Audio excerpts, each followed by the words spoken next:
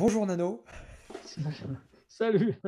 Merci d'avoir répondu, d'avoir présent parce que j'ai cherché des interviews te concernant. Alors j'ai pas dû chercher assez longtemps a priori, hein, ça c'est fort probable. Et j'ai eu tout simplement parce qu'il y a un bonhomme qui parle souvent de toi. Et tu vois de qui il s'agit. Et pour ceux qui nous écoutent, il s'agit de Edgar Edgar, ouais. Gros-Piron. Mhm. Et donc Edgar fait souvent référence dans ses masterclass, dans ses allocutions à Nano Pourtier, Nano Pourtier, Nano, Nano, Nano, etc. Et j'ai dit, euh, puisque moi-même j'aide des entrepreneurs, alors moi j'interviens, j'aide des entrepreneurs à transformer leurs affaires et leurs finances pour être plus libres, pour vivre une vie plutôt de liberté, un peu à l'image de la montagne pour moi qui est un espace plutôt grandiose. On dit souvent quand on crée une entreprise qu'on a vraiment une montagne à gravir, qu'elle ne se laisse pas faire. Se laisse pas faire. Bref, c'est synonyme d'effort. Et puis, on parle souvent de coach dans l'univers sportif. Et comme tu le sais, maintenant, les coachs sont dans l'univers professionnel. Il y a des vrais parallèles entre les deux. Et je dis, mais mince, on interviewe les champions. Alors toi, tu as été un champion. Tu es toujours un champion, d'une certaine manière. Et surtout, tu as fabriqué des champions. Et c'est ça qui m'intéresse. Et je vais tenter d'intéresser mon audience d'entrepreneurs. Donc on a un peu moins de 10 000 personnes sur mes deux réseaux, que ce soit sur Facebook ou sur le réseau LinkedIn. Et voilà, on a là-dessus, on a à la fois des cadres, des dirigeants d'entreprise. On parle souvent de performance, on parle de dépassement de soi, on parle de mindset, comme on dit à l'américaine, mais bon, en clair, de mental. Et ça, c'est quelque chose qui te caractérise bien. Et du coup, j'aimerais vraiment aller à la source de ce qu'on pourrait nous aussi réappliquer dans dans notre monde d'entrepreneurs. Et puis si tu peux nous livrer tes trucs et astuces de champion, eh ben, tu en seras le bienvenu. Si, hein. Euh, la question, ou la trame, c'est comment on devient champion, comment on fabrique des champions, Mhm. et est-ce qu'un champion peut devenir un excellent faiseur de champions? Est-ce que tu peux nous rappeler ton palmarès personnel en tant que champion? Alors, en palmarès personnel, j'étais triple champion du monde de ski dans les bosses, de ski acrobatique à l'époque, ça s'appelait. Plusieurs fois champion d'Europe, trois fois également. Après, j'ai mis un terme à ma carrière sportive. J'ai créé des stages d'un Portier aux Deux Alpes. Et après, la fédération m'a rappelé. J'ai pris la direction des équipes de France masculines et féminines de freestyle, Hmm. et où je me suis occupé de champion. Donc ça, c'est la première partie. Ensuite, quand j'ai arrêté le ski, j'ai le ministère des Sports qui m'a demandé une audite pour le bobsleigh. Donc j'ai étudié le bobsleigh pendant une saison d'hiver. J'ai remis une audite et suite à l'audite, ils m'ont demandé de prendre la direction du bobsleigh. Moi, je j'y suis pas allé n'importe comment, c'est-à-dire que comme j'avais étudié, je savais exactement, enfin, j'avais une bonne idée de ce qu'il fallait faire. Et j'ai émis mes conditions, ils ont accepté mes conditions, donc j'ai pris la direction générale du bobsleigh luge et skeleton en France. Et après ça, après mon titre aux Jeux Olympiques, le titre mondial qu'on a gagné avec brio, puisqu'on a gagné toutes les manches, bah, j'ai eu quelques soucis. Ils m'ont dit, oh, lors d'une réunion, d'une assemblée générale, tout le monde m'a un peu bousculé, parce qu'en France, quand tu gagnes, tu déranges un peu, hein, généralement. Donc voilà. Donc j'aurais donné les clés du bébé, j'aurais dit bah, amusez-vous et je me suis cassé. Et alors, Voilà pour pour rev- l'anecdote. Et là, on m'a ouais. proposé la Fédération des sports de glace m'a proposé de prendre la direction générale du hockey français. Ok. Alors, Voilà pour pour ceux l'histoire. qui nous écoutent, pardonne-moi, Hmm. faut remettre un peu les choses. Cette époque du bobsleigh, rappelle-nous, c'est quoi l'époque et quel titre on gagne et quel titre tu fais gagner? Alors, après le ski, moi j'ai pris le bobsleigh qui était une des dernières nations au monde, hein, au niveau international, et je l'ai amené au plus haut niveau puisqu'on a été médaille de bronze aux Jeux Olympiques de Calgary en 88. Et en 89, on a gagné toutes les manches du championnat du monde, puisque ça se déroule en quatre manches. Et on a gagné les quatre manches. Donc on a été titré champion du monde. C'est la première fois que ça arrive. Donc voilà. Et suite à ça, après, il était temps de partir. En fait, c'est ma fille, hein. Moi, je suis parti, j'ai quitté le management du sport pour la bonne raison, c'est que je ne voyais pas grandir ma fille. Et donc, voilà. Super révélation. Alors, je m'y attendais pas. Ouais, ouais. Super révélation parce que Alors c'est un vrai sujet pour les entrepreneurs que j'accompagne. C'est-à-dire que quand on veut se donner à un certain niveau dans sa carrière, parce que je les mets au même niveau quand on est un entrepreneur, ce que je dis, un intrapreneur ou un entrepreneur, c'est-à-dire qu'on entreprend à l'intérieur d'une mission qui nous est donnée, ce qui a été ton cas, on t'a filé le bébé et on t'a dit vas-y, fais-nous gagner maintenant. Mm. Nous, on n'y arrive pas, fais-nous gagner. Et puis finalement, tu arrives à faire gagner, donc avec des méthodes de champion. Et toute la dualité, la difficulté, c'est de trouver l'équilibre. Et tu parlais de filles, de parentalité, d'équilibre. D'équilibre d'ailleurs, c'est marrant pour un gars qui parlait de freestyle, de C'est ski toujours en acrobatique. déséquilibre. C'est assez génial d'ailleurs, ça m'amuse beaucoup. Et, et ok, d'accord. Donc là, tu dis, bon, me cassez pas les pieds, il y a un challenge tellement plus important qui passe vite, et effectivement, c'est le fait d'être parent. Euh, bon, alors moi je dis ça de avec mon âge entre guillemets. Je me souviens donc de la piste de bobsleigh il y en a qu'une seule en France qui La est à plagne, La Plagne, ouais complètement. Euh, tu as travaillé sur cette piste-là, tu t'es entraîné là-dessus. entre autres. Entre Ouais. autres, parce que le bobsleigh, il y a à peu près 17 pistes dans le monde. Il Hmm. faut pouvoir s'entraîner sur toutes les pistes, parce que tu as des compétitions sur toutes les pistes. Donc voilà. Aujourd'hui, la piste de bobsleigh de la Plagne, ben, le directeur, c'est un de mes anciens pilotes. Le bobsleigh, ça a été vraiment une expérience extraordinaire, puisqu'on est parti de rien, hein. Mais ça, on reviendra peut-être après. Je sais pas. Bah, ce qui est intéressant, c'est que tu vas nous le dire après, mais on va donner un peu tout de suite pour ceux qui nous écouteront. On vient de chercher sur des équipes qui sont vraiment pas au top, hein, là où on n'est vraiment pas les meilleurs. C'est une des dernières nations au monde, hein, au niveau résultat, hein. Et donc tu fais passer d'un niveau, on va dire, j'aurais dit médiocre si j'étais désagréable, mais en clair à un niveau pas terrible, à une représentation internationale et mondiale. C'est quoi le secret? Qu'est-ce que tu fais? C'est quoi la potion magique? Il n'y a pas de potion magique, il y a pas de secret. Avant tout, c'est le travail et surtout, c'est déterminer des règles de travail avec un objectif bien défini. Or, moi, quand j'ai pris ces équipes, il n'y avait pas d'objectif si ce n'est de se faire plaisir entre copains. Il n'y avait pas de vraies règles. Les gens, ils disaient, tiens, bah, je vais descendre avec lui. On cherchait pas. Ils cherchaient la performance quelque part, mais à aucun moment ils ont cerné de quoi était fait la performance et comment y arriver. Donc, ce qui est déterminant, c'est avant tout, c'est de définir l'objectif où on veut aller. Une fois qu'on est déterminé à obtenir cet objectif, on sait où il est cet objectif, et ben on va mettre en œuvre tous les moyens pour y arriver. Ok. Et comme j'ai toujours dit, pour faire un champion, il te faut au minimum 6 années. Quand tu prends quelqu'un qui est déjà à un niveau international, on s'entend, hein, c'est pas au niveau zéro, quoi. Quand tu as un niveau international, il te faut 6 années de travail pour construire, pour arriver à gagner. Et il ne faut pas me dire qu'en 2 ans, tu vas y arriver, en 3 ans. Non, non, il faut être patient, il faut savoir structurer ton boulot, organiser le travail des uns des autres, et après, il faut faire confiance aux gens et tout mettre en œuvre pour arriver à ton objectif. Est-ce que tu crois qu'aujourd'hui, où on dit que tout va plus vite, enfin on peut aller plus vite sur beaucoup de choses, la formation, enfin pardon, la communication, l'information, euh, est-ce qu'aujourd'hui, tu penses que ce délai de 6 ans, il est toujours incompressible? Il peut être réduit? Euh, Qu'est-ce qui existe aujourd'hui dans la technologie, dans l'environnement, dans ce que tu vois, qui tu te dis, bah, j'aurais eu ça à l'époque, où on aurait pu faire mieux, plus aller plus vite. Je ne sais pas, moi, à mon époque, c'était comme ça. Aujourd'hui, je pense que quand tu prends un sportif, quoi qu'il arrive, il y a un certain nombre d'années de préparation pour arriver au plus haut niveau, quoi qu'il arrive. C'est comme ça, c'est pas autrement.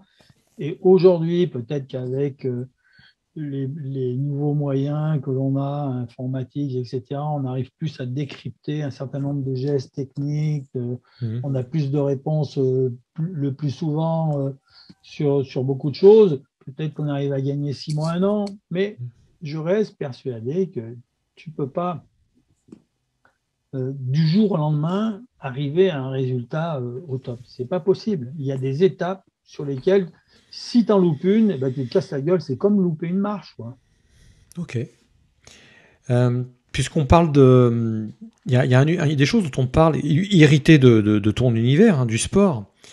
On a souvent parlé, en tout cas j'en parle dans certaines de mes formations, on parle de visualisation, de techniques de visualisation. Donc bon, la légende, je ne sais pas si c'est une légende, mais dit que l'équipe du Canada, l'équipe de bobsleigh d'ailleurs, tu vois, de Canada, me semble-t-il, l'a utilisé, je ne sais plus à quels Jeux Olympiques. Et il semblerait que ça explique en partie une partie de leur succès, puisque ça reposait d'une certaine manière le corps, tout en continuant finalement d'entraîner le. Voilà. Est-ce que c'est des trucs que tu as pratiqués? Est-ce que. Voilà. Qu'est-ce que tu en penses? Ouais, la visualisation existe, c'est vrai, mais chaque athlète l'adapte en fonction de son caractère, en fonction de sa vision des choses. Tu peux pas, toi, en tant que manager, dire, bon, les gars, vous allez visualiser. Non, ce que tu leur dis, bon, bah, tu es bien dans la merde, là, mon petit gars, bah, visualise que tu es sur une page en train de te faire bronzer, en train de surfer. Voilà, du coup, ça va le détendre, c'est tout. Mais non, c'est propre à chaque athlète, la visualisation, pour son geste technique, pour sa descente, qu'il soit dans les bosses ou en ski alpin ou n'importe quoi. Voilà, c'est propre à l'athlète. Il y en a qui visualisent, d'autres qui ils ne font pas du tout. Tu peux pas, toi, pour une équipe, leur demander, bon, les gars, visualisez, c'est pas possible. Toi, tu leur répètes, tu leur dis plutôt, oh, répétez votre descente, etc. Ou répétez votre geste technique dans votre tête. Pour l'avoir, il faut que ce soit instinctif. Une fois que c'est D'accord. instinctif, après, tu peux penser à autre chose parce que ton corps va le faire automatiquement. C'est ça qui est important. Bon, on n'aura pas de secret là-dessus, alors. Ouais, j'espère avoir répondu à ta question, mais moi, c'est ma vision des choses en tout cas. Ok. T'as subi des revers dans ta carrière, a priori, ou pas? Bah oui, oui. Pour construire des victoires, il faut avoir des défaites. Et je pense que oui, j'ai eu mon lot de défaites, comme tout à chacun. Quand j'étais athlète, j'ai eu beaucoup de blessures. Je me suis trompé. Ça m'est arrivé souvent de me tromper au début. Je pensais aller dans le bon chemin. Puis en cours de route, je faisais volte-face parce qu'effectivement, je me trompais de direction. Mais si tu ne le fais pas, si tu ne trompes pas de direction, tu peux pas savoir que tu es dans la Hmm. mauvaise ou dans la bonne. Donc à un moment donné, il faut te tromper, il faut te casser la figure pour revenir encore plus fort. Et oui, ça s'appelle l'apprentissage. Hein.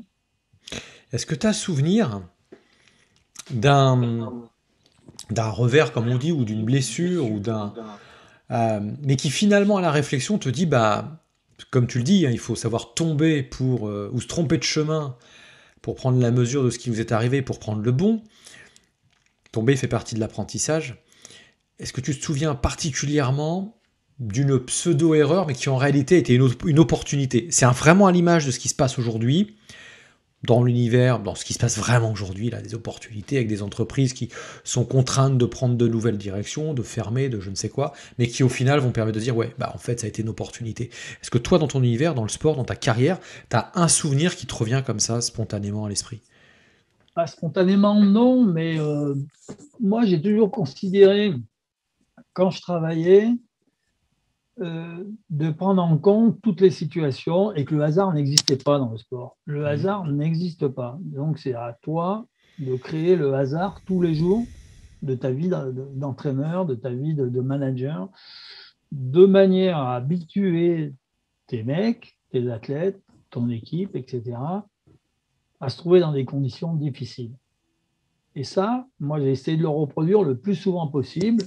Et ce qui me vient à l'esprit, c'est notamment au Japon, à Nagano, en Coupe du Monde.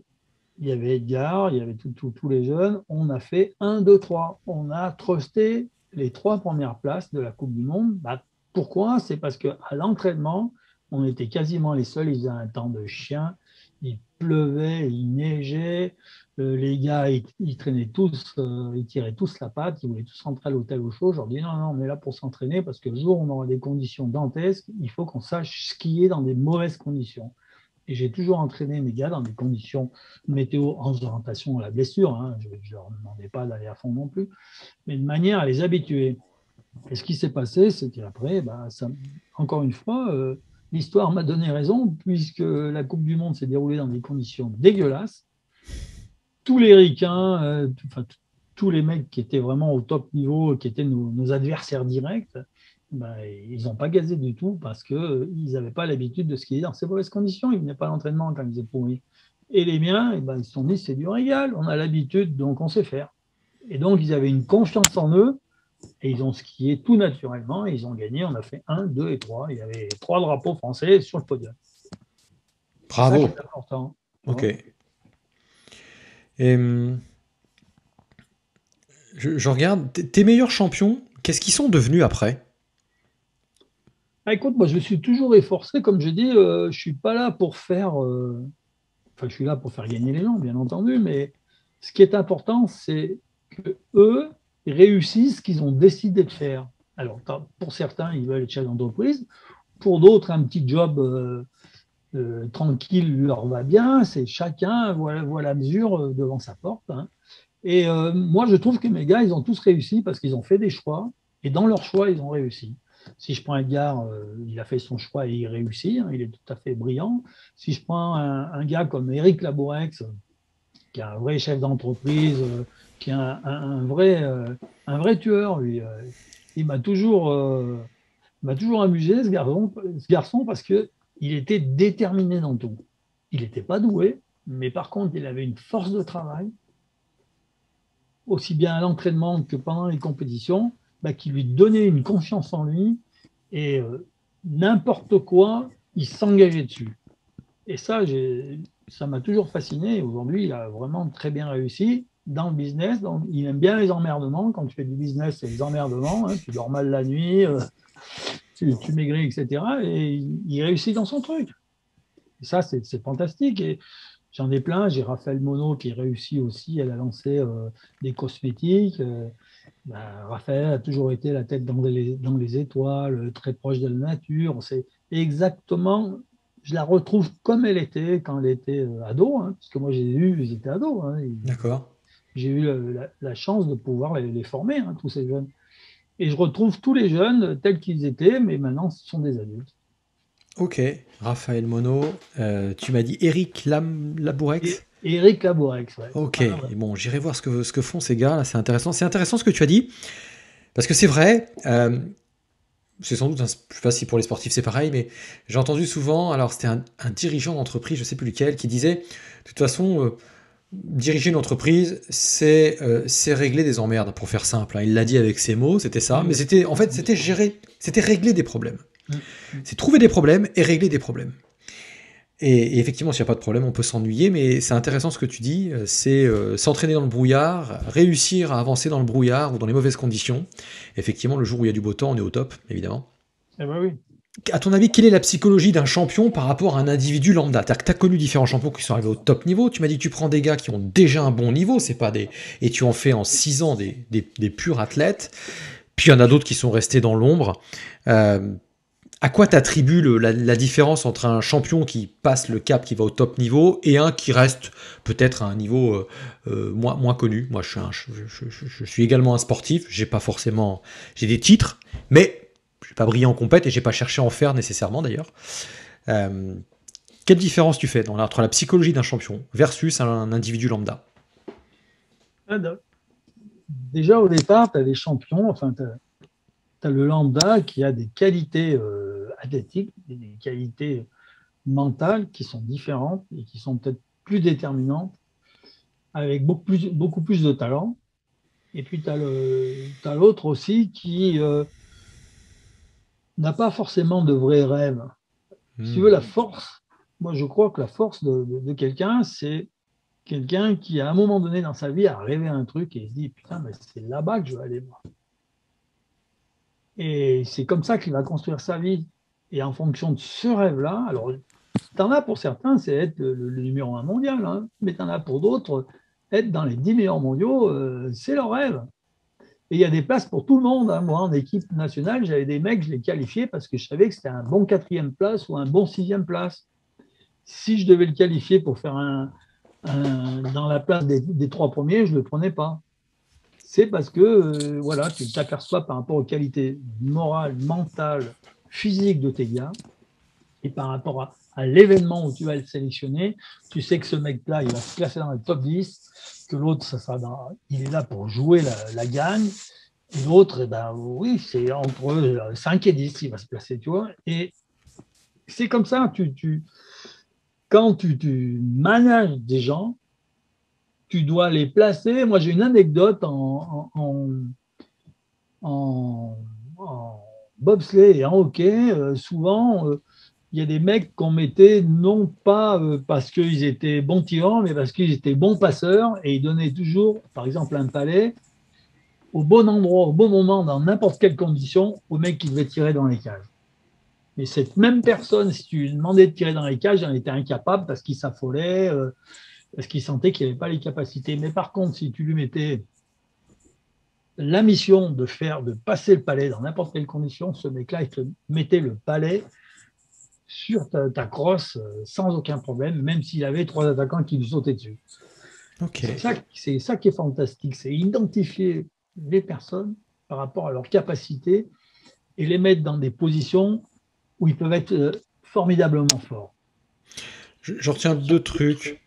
Tu as dit finalement, ce qui fait la différence, c'est l'ambition. Bon, enfin, le rêve, ça va plus loin que l'ambition, c'est le rêve. Mais le rêve définit l'ambition après. Hein. Si tu n'as D'accord. pas de rêve, tu ne peux pas avoir une ambition quelconque. Tu es là, tu te dis, bon, bah, tranquille. Mais ouais, le rêve, c'est ce qui fait avancer l'homme. Hein. Et d'être capable de le dire aussi, d'oser le dire. Mon rêve, c'est. Oui, et c'est ça. Ça fait partie des objectifs, c'est tu identifies ce que veut le mec. Et Et là, est-ce que tu as eu. Est-ce que tu penses que tu as débloqué des champions en leur faisant conscientiser leurs rêves? C'est-à-dire que tu as des gars, ils sont bons, ils sont à bon niveau, mais il faut vraiment passer l'étape du dessus. Tu vois, quand on parle d'Edgar, on va parler de lui, mais clairement. Et tiens, je vais en parler d'un autre, parce que je ne sais pas si tu le connais d'ailleurs. Mathieu Sage. Je ne sais pas si tu connais Mathieu Sage. non, Ski de vitesse, c'est celui qui a battu le record de ski de vitesse à 231 ah oui, km/h oui, il y a d'accord. quelques années. Je ne connais pas. Et donc j'ai eu le plaisir de discuter avec lui il y a quelques temps, et il me disait qu'en fait, à l'âge de 13 ans, en voyant un bouquin qui devait s'appeler Science et vie, ou pardon, ou les je sais pas quoi de l'invention, il m'en voudra pas, pardon, en 86, il avait 13 ans, et il voit un bonhomme avec des skis et des fusées dessinées sur ses skis, et il dit c'est ça que je veux faire, et il dit je veux être champion du monde de ski de vitesse. Et le gamin, on sait pas pourquoi, hein, ça lui germe dans la tête et il s'accroche à son truc. Et ça, voilà. Et du coup, oui, ça devient un truc super fort. Et il a ça en tête et il va vers ça et il finit par y arriver. 10 ans d'échec, mais à un moment donné, il comprend ce qui va pas et il finit par atteindre. Et donc ce que tu dis, c'est ça. Est-ce que tu. Par contre, il l'a dit, et ça fait toute la différence. Est-ce que tu as eu des cas où il a fallu le faire dire les choses et que ça a permis de débloquer? Ah, il y en a, ils ne le formulent pas, mais tu le comprends tout de suite. Ils ne le Ok. formulent pas parce que tu ne fais pas partie de la famille ou parce que c'est des gens qui sont peut-être un peu introvertis. Mhm. Tu les aides, tu les aides à l'exprimer d'une manière dans leur sport ou dans leurs diverses activités, mais tu ne peux pas les aider à le verbaliser parce qu'ils n'ont pas envie de le verbaliser. Parce qu'au départ, ils n'ont pas une confiance en eux qui leur permette de le dire, en fait, de le verbaliser vraiment. Et ça, Oser le faire. au fil des années, ils vont prendre confiance en eux, et peut-être qu'ils le diront, peut-être qu'ils ne le diront pas. Après, c'est des caractères. Hein. Il y a des mecs, c'est des taiseux. Hein. Quand tu as en face de toi un taiseux, tu ne peux pas parler. Mais ça n'empêche pas la performance hein, du taiseux. Ok. Et est-ce que tu fais un lien entre le sport, la santé et la performance au quotidien? Oui, forcément. Forcément, puisque le fait de faire du sport, bah, tu te sens de mieux en mieux. Si tu te sens mieux, bah, tu t'engages dans beaucoup plus de choses. Et puis après, tu en veux un peu plus, tu continues, t'en refais encore en plus, etc., etc. Puis tu deviens accro, hein, c'est de l'adrénaline, tu en as besoin tous les jours. Oui, oui. Par contre, le sport de niveau, ça fait des mauvais vieux. Ça, on le sait. Eh Hein. ben, tu vois, c'était ma question d'après. C'était ma question d'après. Ouais, ça fait des mauvais vieux, comme tu dis. Bon pour la santé ou pas, le sport de haut niveau, finalement. Ouais, oui, oui, en général. Non, dans le fait où aujourd'hui, il y a un tel niveau dans n'importe quel sport, c'est vrai que tu te tires sur la carcasse, quoi. Donc, tu es toujours à la limite et à un moment donné, pour faire la différence, tu prends de plus en plus de risques. Donc, tu as des accidents, tu as beaucoup de blessures, etc. Et après, quand tu es plus vieux, tu payes. Tu Hmm. payes l'addition parce que tu t'es tiré sur la couenne. Hein. C'est ça l'expression, se tirer sur la couenne. Et donc, tout grince. Mais le jeu en vaut la chandelle quand même.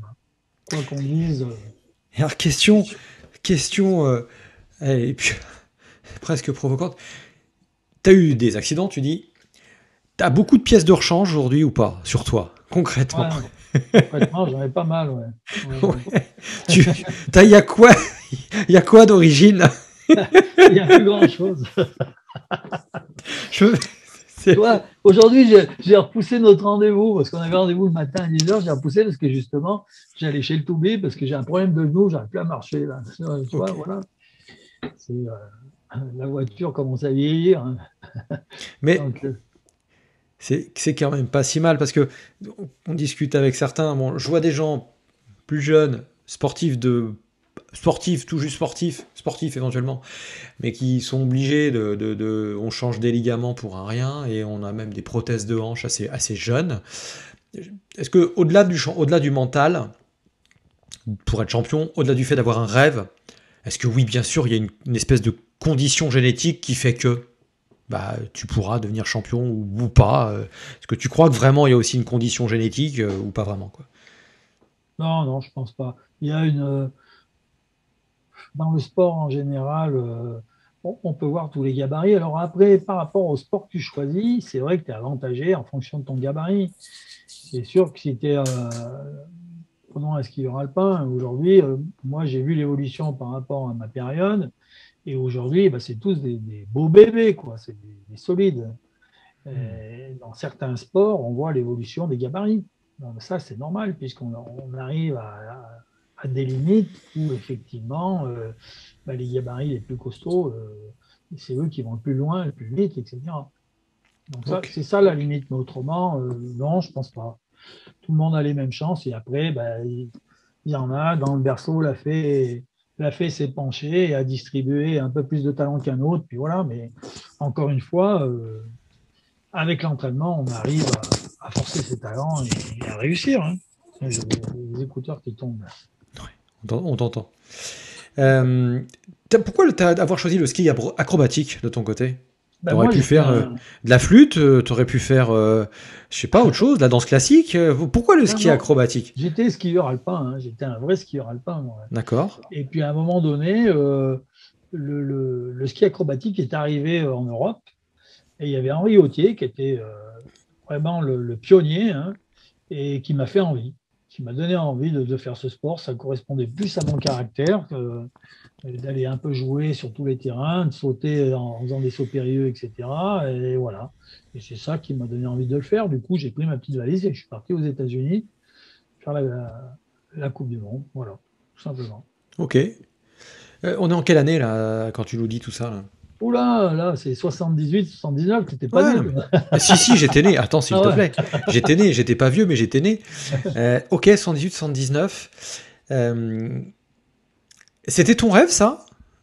C'était ça ton rêve? C'était quoi ton rêve? Parce qu'on en parlait tout à l'heure, donc... Moi, mon rêve, c'était d'être champion de ski. Ouais. Quand D'accord. j'avais 14 ans, j'habitais Champs-Rousse, il y avait les Jeux Olympiques de Grenoble. Ouais. Je voyais Kili, Péria, j'étais un gamin. Et ouais, de voir ces champions skier, etc. Et moi, plus tard, je vais être champion de ski. Alors, Moi, je est-ce n'avais que pas je... encore la dénomination champion olympique. Je voulais être champion dans le ski et être le meilleur mondial dans le ski. Quoi. Je voulais être le numéro un. Voilà. Ça, c'était mon rêve de gamin. C'était en 68 de mémoire, les Jeux Olympiques dont tu me parles? Ouais, j'avais 14 ans, moi. Ouais, donc t'es de 54, on l'aura tous compris, comme ça. Vous C'est ferez ça. vos calculs. Et donc ça, c'était ton rêve. Hum, Est-ce que tu as des regrets aujourd'hui?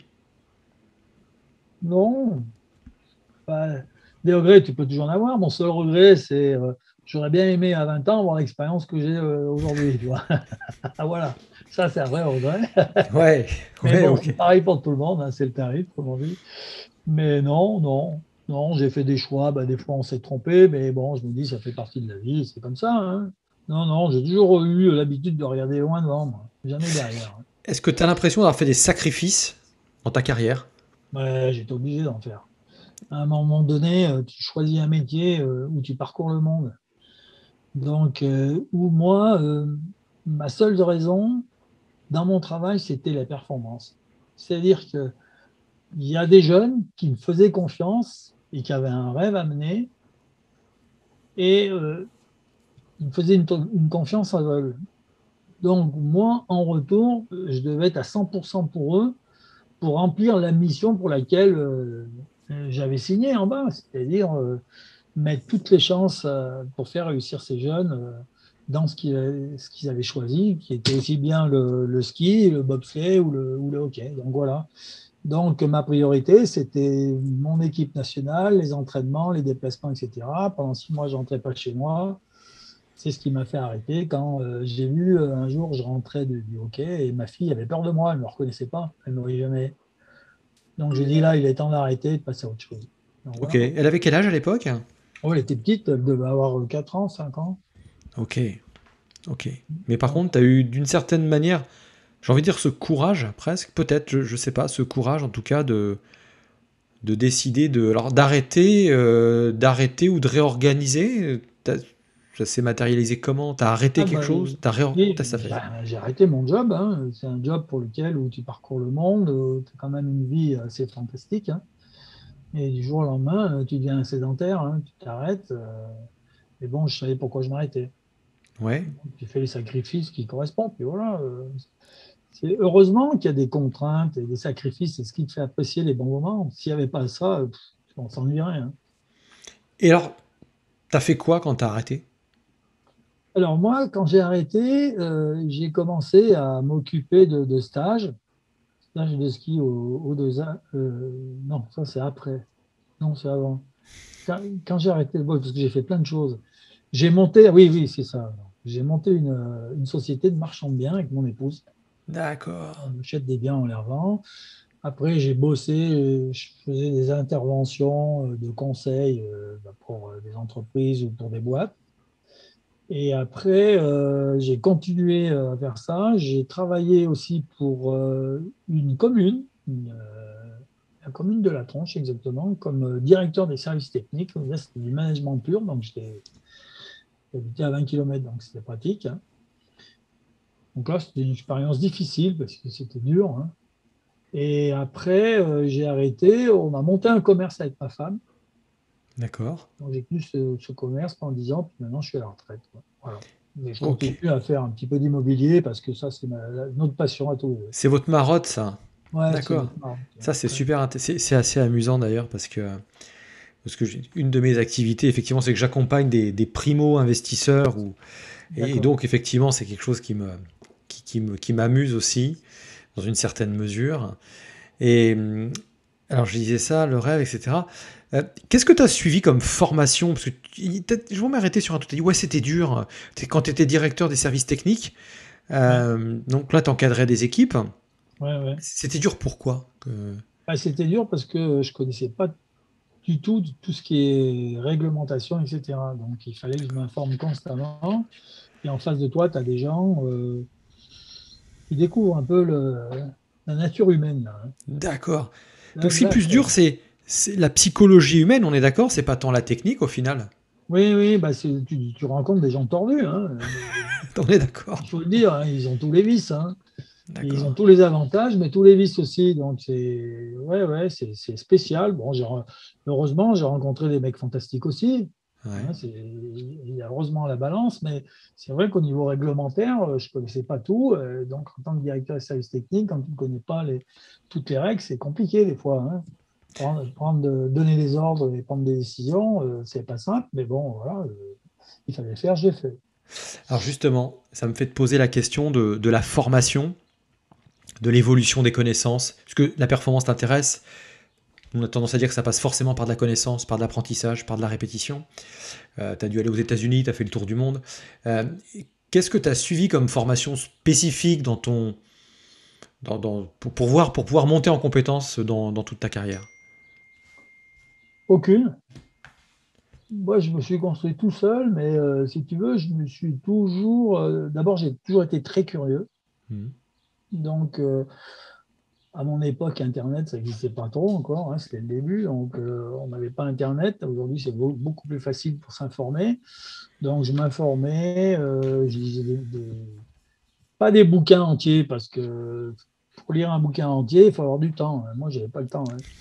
Mais je m'informais, j'observais, j'avais de l'expérience aussi. Et puis, par rapport à ça, j'avais l'habitude, tous les soirs après le boulot, de me faire un petit bilan à moi-même en me Hmm. disant, tiens, qu'est-ce qui a fonctionné, qu'est-ce qui n'a pas fonctionné, pourquoi ci, pourquoi ça. Euh, Quand tu perds, tu sais toujours pourquoi tu perds, mais quand tu gagnes, tu ne sais jamais pourquoi tu gagnes. Donc, je m'efforçais surtout quand on gagnait de refaire le point sur toute la synthèse de tout ce qui passait dans la journée pour voir pourquoi ça avait marché et essayer de le reproduire après. Donc ça, c'est important. Voilà un peu comment j'ai fonctionné. Mais surtout, c'est que sachant qu'il y a des spécialistes dans chaque discipline, en préparation physique, en plein de choses, ben, j'essayais de m'entourer des mecs qui étaient performants. Voilà. Et puis je leur faisais confiance, je leur donnais un petit peu ma vision des choses sur du long terme avec un objectif et avec des étapes, en leur disant, voilà, ça c'est des étapes incontournables. Je vous laisse, je ne viendrai pas vous emmerder, mais moi je veux tel résultat à telle date, etc., etc. Donc, ben, les gens aussi, ils ont envie de s'exprimer et envie de montrer leurs connaissances et leurs valeurs. Donc, du coup, quand c'est basé sur la confiance, ça fonctionne. Tu disais tout à l'heure, tu t'es entouré de personnes, des spécialistes, des bons, des experts. Et d'ailleurs, tu m'avais dit en aparté, c'est ce qui avait été le cas. Alors autant lorsque tu as pris la direction de l'équipe de ski acrobatique, tu étais Mm. dans ton élément. Donc là, tu étais l'expert, tu étais chez toi, quoi, en clair.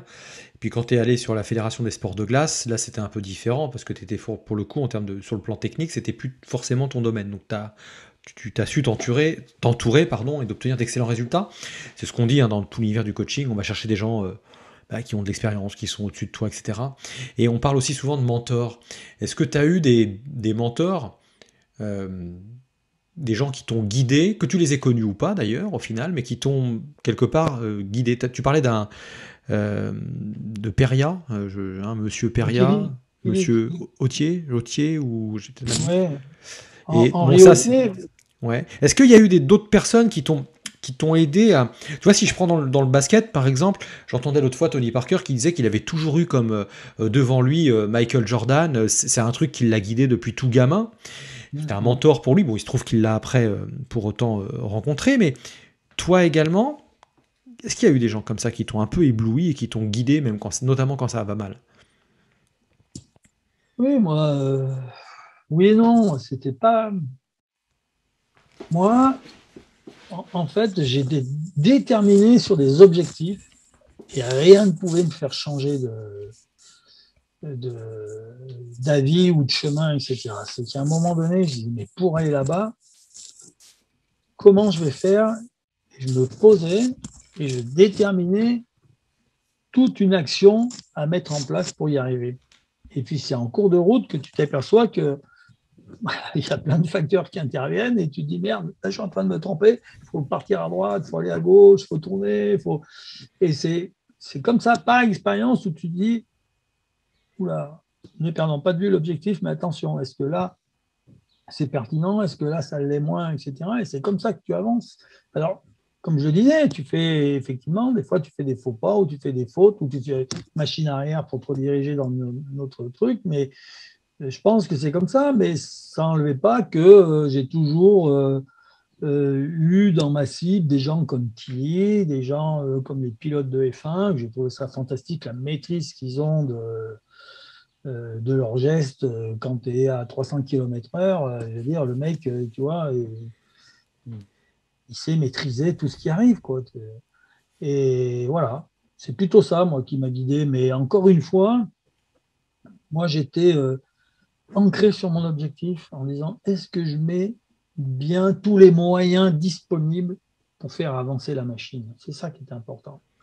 C'est Parce que marrant. tu me parlais du ski où c'était facile. Oui, je me suis vite aperçu que dans le ski, si je voulais continuer à gagner, il fallait que je prenne des préparateurs physiques dont c'était le métier de préparer les mecs. Moi, je savais, j'avais des notions, mais je n'étais pas le meilleur, et loin de là. Hmm. Donc, c'est là où il faut savoir t'entourer.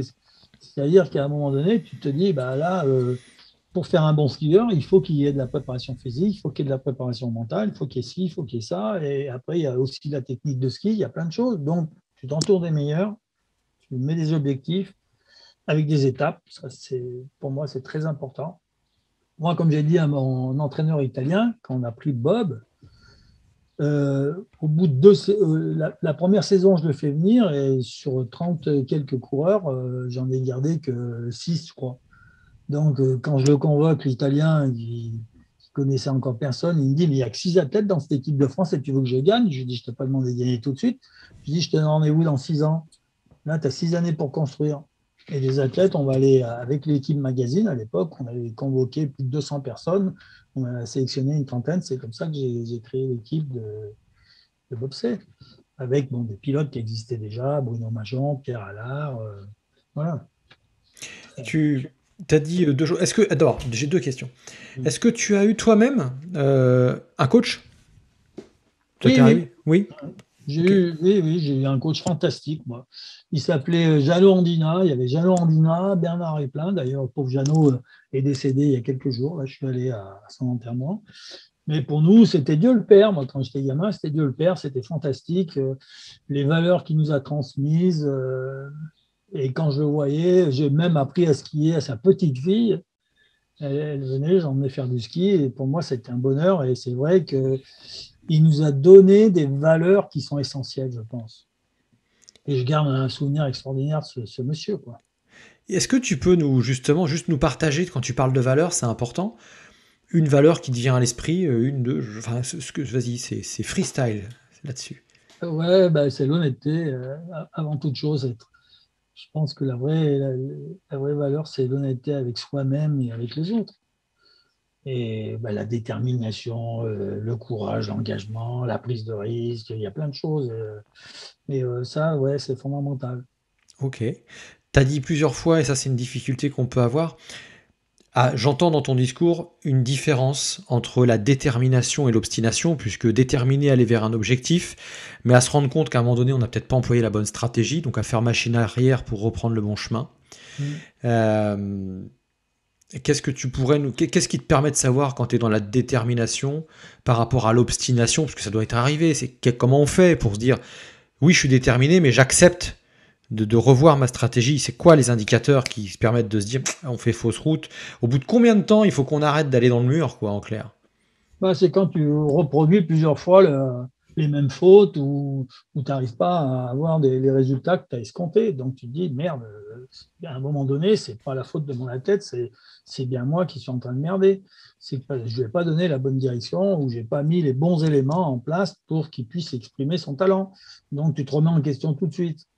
Et à un moment donné, dans mon discours vis-à-vis de mes athlètes, oui, effectivement, des fois, j'ai dit, bon les gars, là, je me suis trompé, on fait machine arrière. Ok. Ça ne sert à rien de tourner autour du pot, hein, tu leur dis, parce que l'homme, comme tout le monde, peut se tromper. Quoi. Je veux dire, enfin, le manager, comme n'importe qui, peut se tromper dans ses choix, il bah, faut le dire. Et au moins, c'est clair pour tout le monde. Et en plus, ça évite que l'athlète, le jour où lui, il se trompe, qu'il te mente. Quoi. Hmm. Ok. Est-ce qu'il y a une compétence qui t'a manqué, à ton avis, dans Ouais, cette... même, ouais, Ouais, plusieurs, je pense. Ouais. ok. Plusieurs. Manque de connaissances au niveau réglementaire économique. Hmm. Ouais, parce que j'ai pas été à l'école longtemps, ça m'a vraiment manqué. Et ensuite, la langue. Hmm.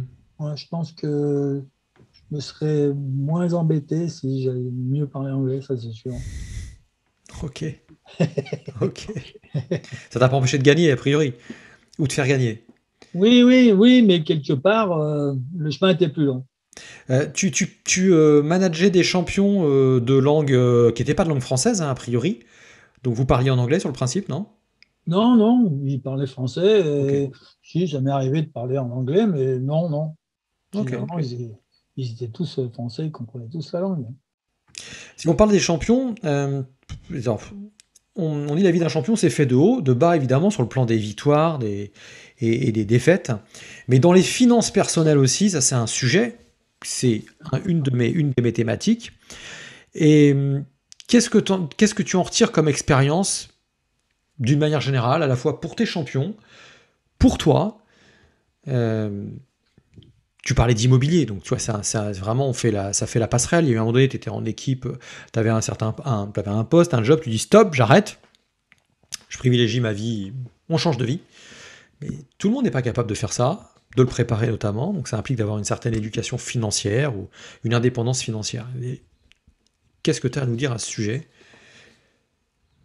Bah, non, chacun met le curseur où il a envie de le mettre, et puis tu dois bosser en fonction de ce curseur que tu as mis, hein.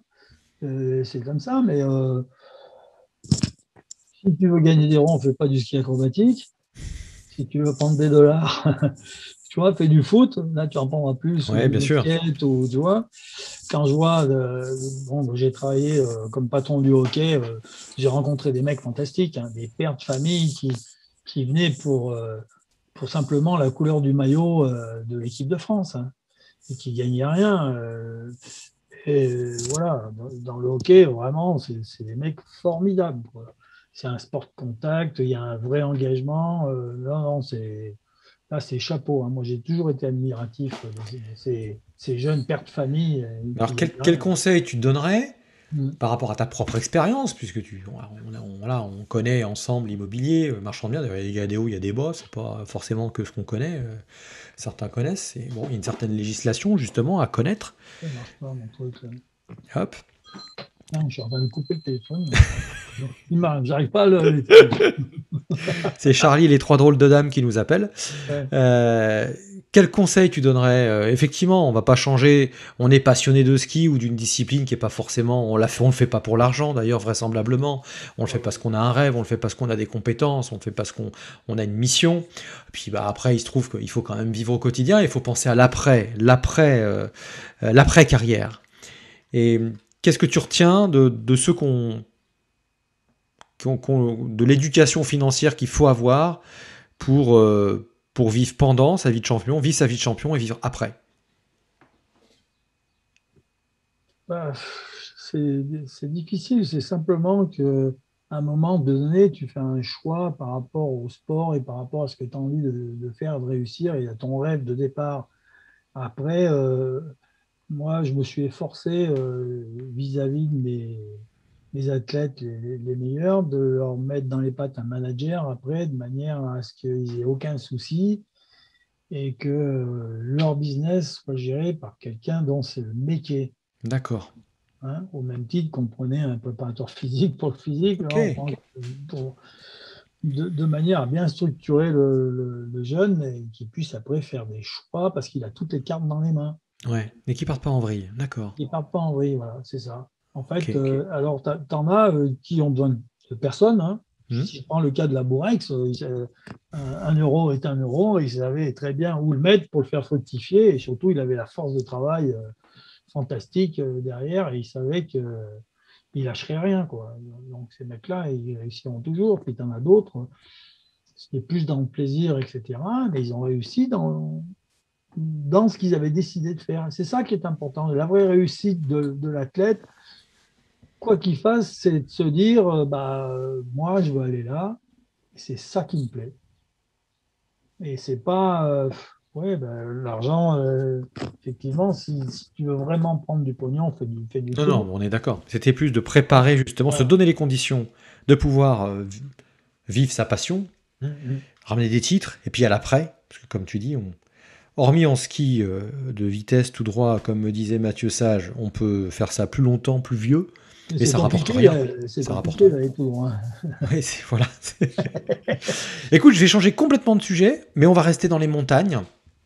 En plus, alors cette année, j'espère qu'on l'oubliera, je ne sais pas, mais il a fallu monter à pied cette année. Si on voulait descendre, il fallait C'est monter à vrai. pied, à part quelques peut-être privilégiés qui, pour l'entraînement, pouvaient prendre au moins quelques remontées mécaniques. Mais ça a eu d'autres vertus de retrouver une montagne vierge longtemps avec de la poudreuse, contrairement à lorsqu'il y a des remontées mécaniques où après à peine une matinée, même pas quelques heures, tout est tracé de partout. C'est ça. Voilà. Donc pour les locaux, pour vous, ça a dû être sympa d'une certaine manière. Comment tu vois l'avenir de nos montagnes? Écoute, l'avenir de montagne, alors, moi, si tu veux, j'ai toujours été impliqué là-dedans, puisque j'ai été quand même élu à la commune de Champs-Rousse pendant 12 ans. J'ai été administrateur et président de la régie des remontées mécaniques de Champs-Rousse, donc Hmm. par obligation, je m'intéressais à la montagne, bien évidemment, mais bon, étant né là-haut, étant né dans les montagnes et étant pratiqué le ski dans les montagnes, donc il n'y a pas de souci, forcément, tu t'intéresses. Aujourd'hui, on est en pleine évolution et le Covid fait prendre conscience aux gens qui n'habitent pas la montagne, mais les montagnards, ça fait bien des années qu'ils ont conscience que le modèle économique tel qu'il a existé dans les années 80 et 90 ne fonctionne plus. Donc, beaucoup de directeurs de stations, de communes de montagne avaient déjà anticipé avant le Covid, hein, parce que tout le monde se réveille, là, Mhm. les vers de terre là, se réveillent en disant il faut faire ci, il faut faire ça, mais oh, oh, oh, il y a des montagnards qui vivent dans les communes de montagne et eux, ils savent exactement ce qu'il faut faire justement pour protéger la montagne et développer économiquement la montagne de manière à ce que les familles qui ont décidé d'y vivre et de faire des enfants, eh ben, que ça soit périn, que ça puisse durer.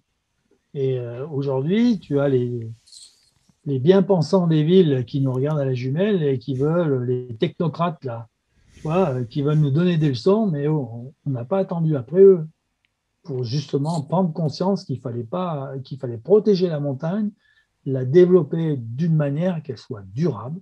Et ça, il y a beaucoup de communes de montagne qui l'ont fait, le virage. Et aujourd'hui, il faut la développer et faire une montagne de 4 saisons. Donc, ça demande beaucoup d'investissements. Alors, c'est vrai, les investissements, eh ben, on les fait au fil des années. C'est pas en 5 ans, 6 ans, 10 ans que tu vas le faire. On va mettre 20 ans peut-être à le faire, parce que ça demande énormément d'argent. Mais il ne faut pas oublier qu'il y a des gens qui y vivent et qui ont plaisir à y vivre et qui veulent justement que les gens viennent faire du tourisme en montagne tout en la protégeant. Donc, on a une obligation aujourd'hui de faire des stations de ski 4 saisons, des montagnes 4 saisons. Et il y a des stations qui sont plus propices à ça parce qu'on est près de grandes villes.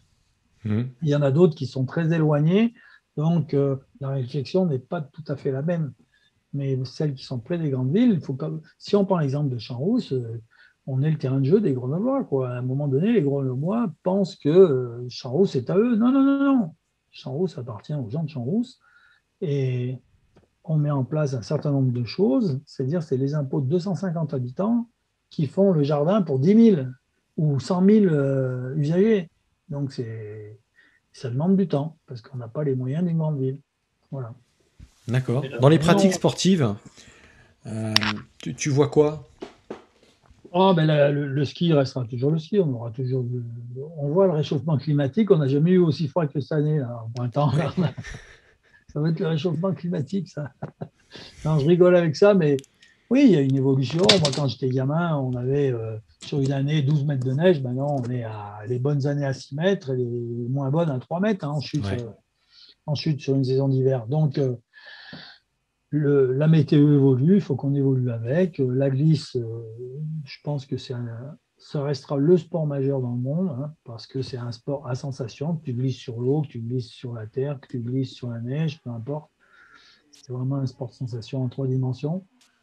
Donc ça restera toujours. Il y a une évolution, on l'a vu, l'évolution du ski, l'évolution du surf, il y a plein de choses tout le temps et je pense que les jeunes sont suffisamment forts avec les nouvelles technologies pour nous sortir des nouveaux sports et j'en suis ravi. Ils ont bien de la chance de pouvoir le pratiquer et je crois que oui, on va aménager les montagnes de manière à pouvoir faire beaucoup de sports plein air sous toutes ses formes, mais sans que les pratiquants viennent embêter les autres pratiquants, tu vois, de manière à ce que ça soit doux, Une comme cohabitation. une vraie cohabitation. Puis, il y aura toujours des sites avec des stades où il y aura des entraînements pour chercher la performance pour les disciplines. Voilà, c'est comme ça, c'est obligé. Ok. On va te quitter un tout petit peu la montagne et on va aller vers la conclusion. Mhm. J'ai toujours pour habitude de poser une question qui est est-ce qu'il y a un livre que tu recommandes pour les entrepreneurs euh, qui ont envie de réussir leur entreprise d'une certaine manière, sachant que gagner est une entreprise. Et puis ça, et j'aurai une dernière question juste après ça. Ok. Eh ben, écoute, un livre, pas vraiment, parce que c'est compliqué, moi, je trouve, mais surtout aujourd'hui où tu as tellement d'informations avec Internet.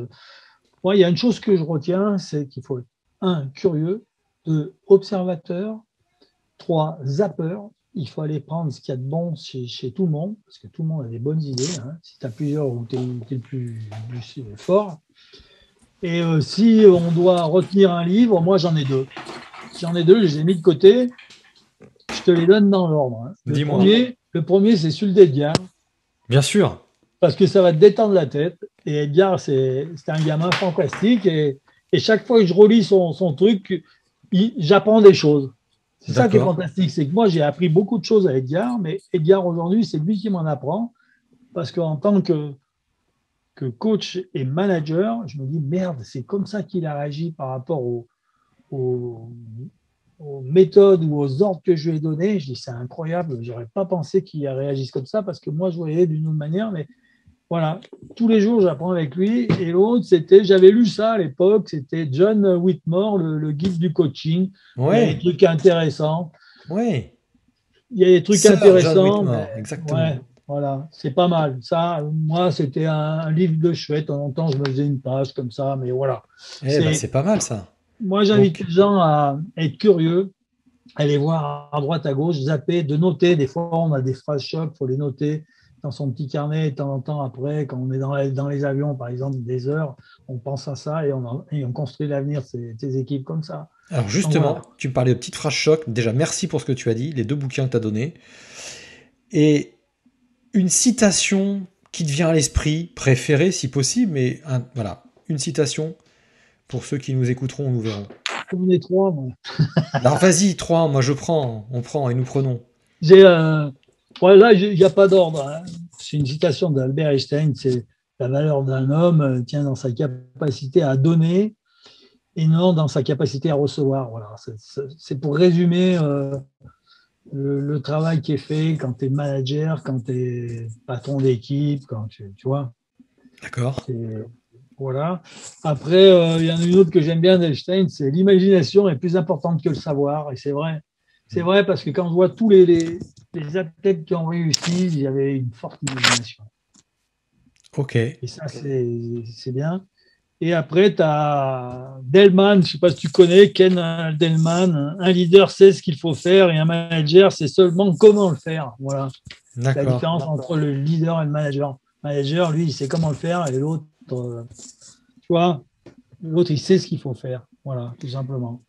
Ouais, il y en a une, c'est ça, c'est c'est en anglais leader et manager. Il y en a un qui fait les choses bien et l'autre qui sait et qui fait ce qu'il faut. Il y avait ça Voilà. aussi dans cette même philosophie. Et puis, tu avais une phrase de Churchill aussi que j'avais notée, c'est le succès, c'est d'aller d'échec en échec sans Oui. perdre son enthousiasme. Et ça, c'est Ouais. vrai. Parce que l'échec fait partie de la vie et c'est comme ça que tu te construis. Donc, garde toujours ton enthousiasme. Eh ben, écoute, merci pour tous ces propos. Je te propose de saluer ceux qui nous écoutent. Et Eh ben, puis, je mettrai juste fin à l'enregistrement et nous, on pourra se saluer après. Le mot est pour toi. eh bien, merci à tous et j'espère que ça vous a plu ce qu'on a raconté. C'est voilà, c'est ce qui se passe dans une vie d'équipe pour un manager. Et il y a beaucoup de pression, mais il y a que du bonheur tout le temps. Merci à toi.